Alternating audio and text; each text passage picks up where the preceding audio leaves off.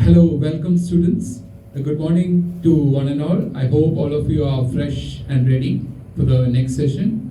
My next session is on the topic employee training. Now let's look at the definition which is given by the authors.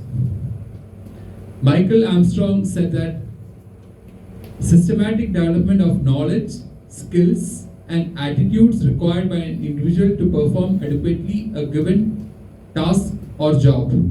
That's what it's meant by employee development. This is the definition which is given by employee development. And now let's look at the training process which is actually suggested. Actually, this diagram is taken from Kevin Ford, page 24. It's adapted from Training in Organization by Irwin L. Goldstein and J. Kevin Ford, page 24.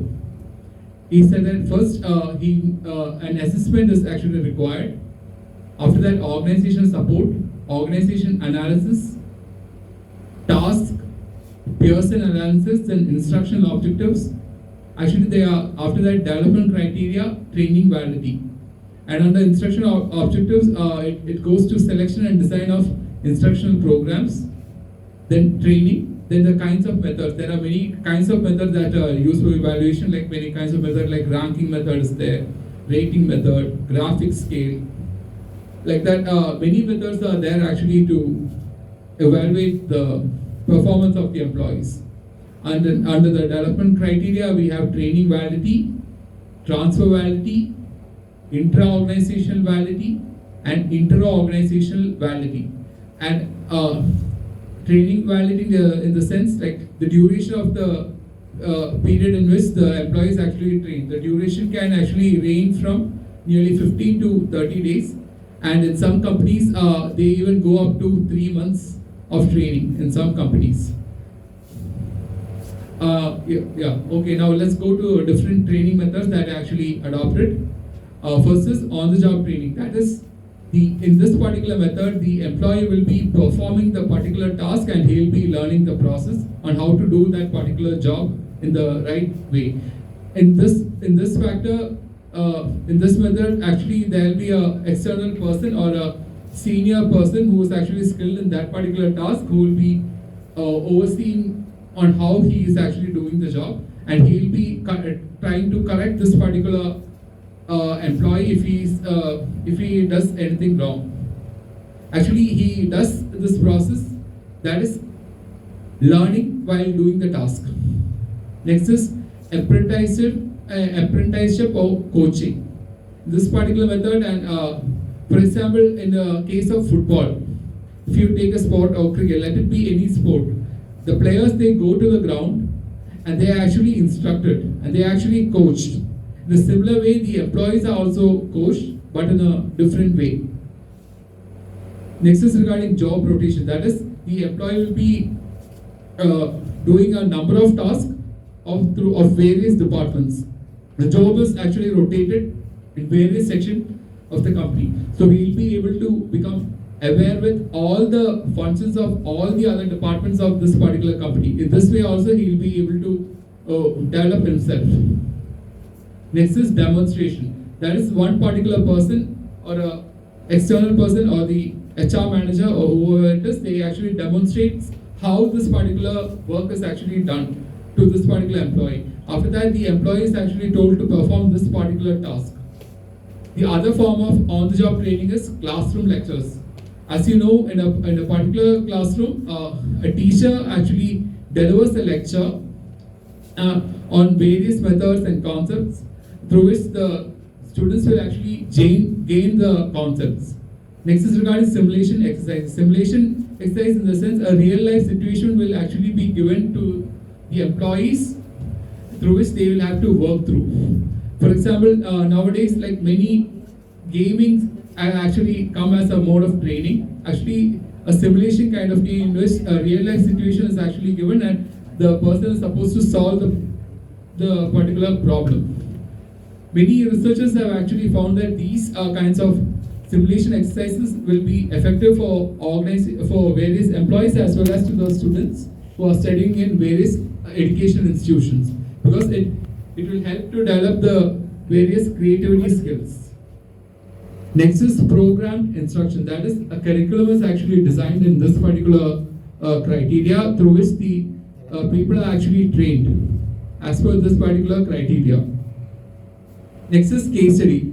Actually, many researchers have also said that case study is also an effective way of learning. In this particular, in case studies, actually, the problem of the company is actually given to the student or the employees, and they are told to solve this particular issue. They are trying to come with out of the box solutions, and they are told to present it, because there are a number of solutions that can be applied for one particular program, and the best solution will actually be selected in this particular process.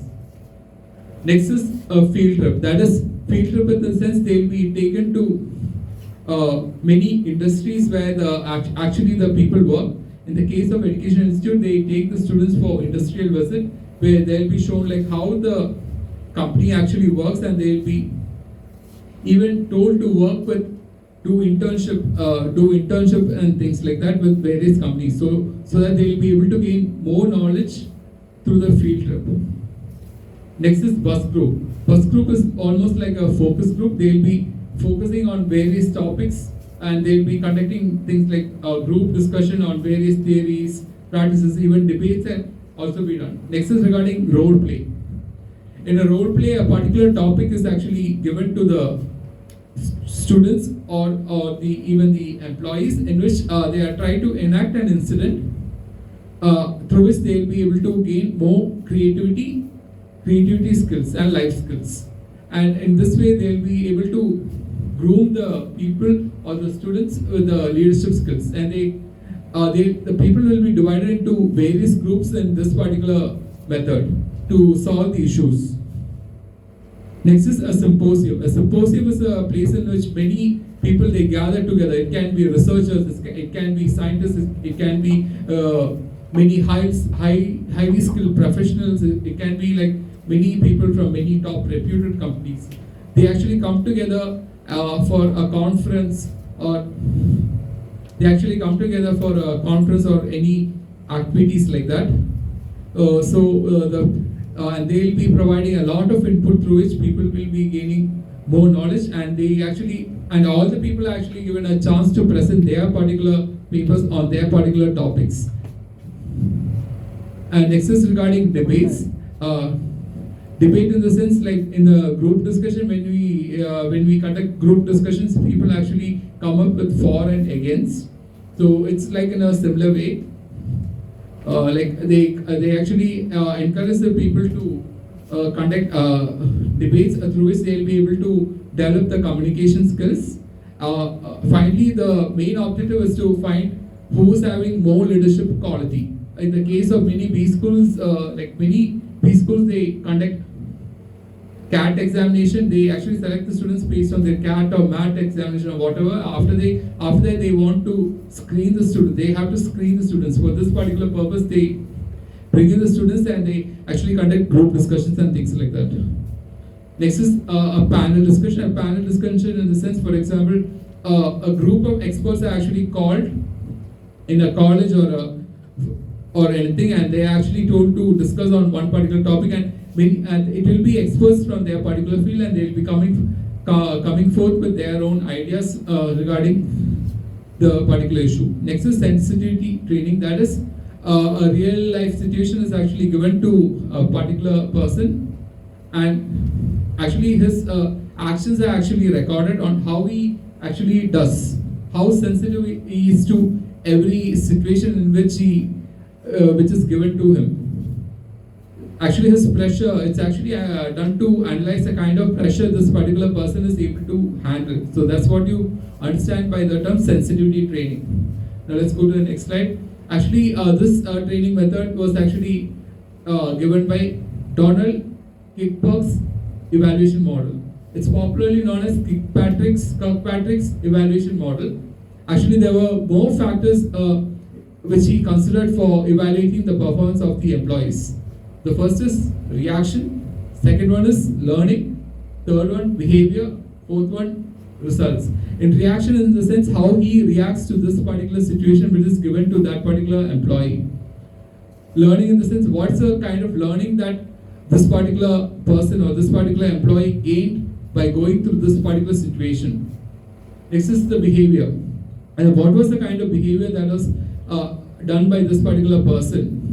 That is actually analyzed, and finally it's the results. Finally, the outcome of his action is actually counted in the form of results. So his results can be even divided into positive and negative results, or even can be neutral results. Mostly it's the positive results which are actually considered. Actually, positive results, if the desired outcome is positive, means it's actually good for the organization as well as good for the employee. Let's go to the next slide. Next is regarding training needs analysis. Why do we need training needs? And what are the future performance of what are the goals for the future performance of our organization? Is it just profit? Is it growth? Is it customer base, or is it new products? So training needs analysis is a tool to identify the gap between all the four. So that is the gap between profit, growth, customer base, and new products.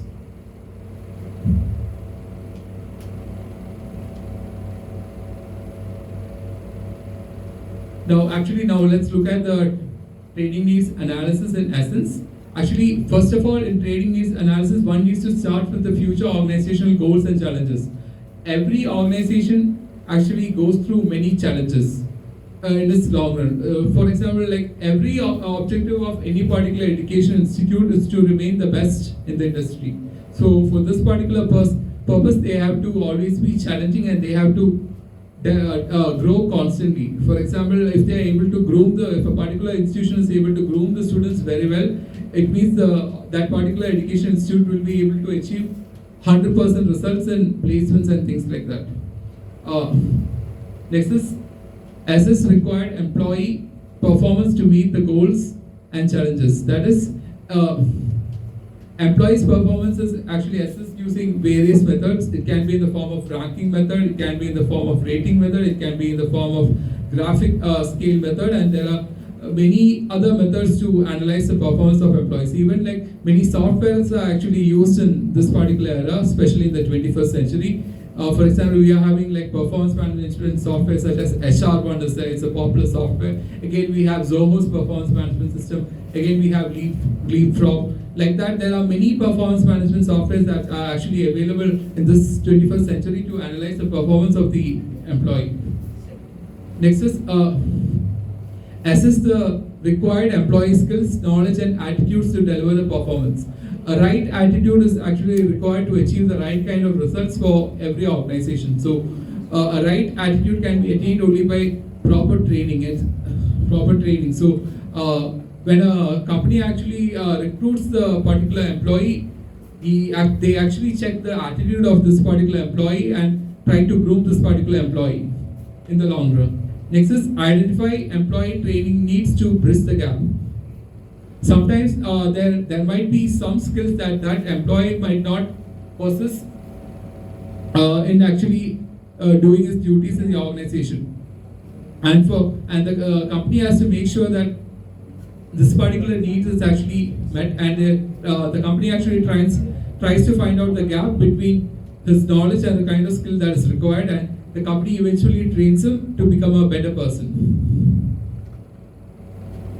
Now, there's a lot of difference between an engaged employee and a non-engaged employee. An engaged employee is an employee is always happy and he will be proactive. A non-engaged employee is an employee is not happy and he will be even trying to push back the company in various forms. That is, engaged employees are builders. They want to know the desired expectations for their roles, so they meet and exceed them. They are naturally curious about their company and their place in it. They perform at constantly high levels and they want to use their talents and strength at work every day. And they work with passion and they drive innovation and move their organization forward. As I said earlier, engaged employees are always motivated and they try to give more benefits to the organization because they are very, very curious, and they even overachieve or even exceed the expectations which are already there. We can even call them as overachievers. Next is a non-engaged employee. Non-engaged employees tend to concentrate on tasks rather than goals and outcomes they are expected to accomplish. They want to be told what to do so they can do it and say that they are finished. They focus on accomplishing tasks versus achieving an outcome. And employees who are not engaged tend to feel their contributions are being overlooked and their potential is not being tapped. Actually, these are employees who feel demotivated because they always feel overlooked. Okay, I hope everybody has enjoyed this particular session. If you have any doubts, you can clarify with me. Thank you.